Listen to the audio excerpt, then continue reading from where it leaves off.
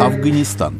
Суд в Кабуле приговорил 4 человек к смертной казни за участие в организации убийства в столице молодой женщины, совершенное в марте. Жертва по имени Фаркунда была избита до смерти после того, как мужчины распространили слух, будто она сожгла экземпляр Корана.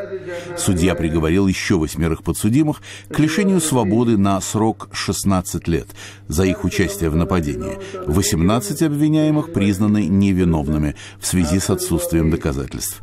19 сотрудников полиции, обвиняемых в невмешательстве в убийство, ожидают вердикта.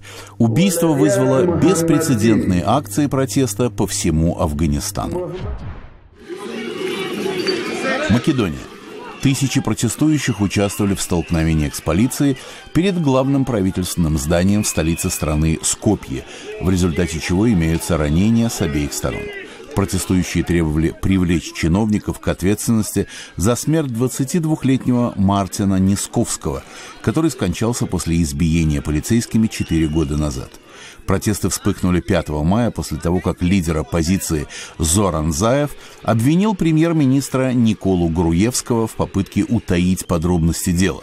Правительственные чиновники отклонили обвинение, отметив, что сотрудник службы безопасности был признан виновным в убийстве. Магазины города Кветта на юго-западе Пакистана закрылись в знак поддержки националистических и религиозных партий, призывающих к всеобщей забастовке. Партии протестуют против планируемых изменений маршрута экономического коридора Пакистан-Китай, который, по их словам, обойдет беднейшие провинции Хайбер-Пахтунхва и Белуджистан, направившись вместо этого через Пенджаб и Синд. В ходе недавнего визита в Пакистан президент Китая подписал инвестиционное соглашение на много миллиардов долларов о создании торгового коридора. В боснийской столице Сараево прошел весенний цыганский праздник Джурджевдан, или День Святого Георгия. Участники праздника начинают этот день с мытья водой, полной цветов. Это приносит счастье. Затем наслаждаются праздничной музыкой и танцами.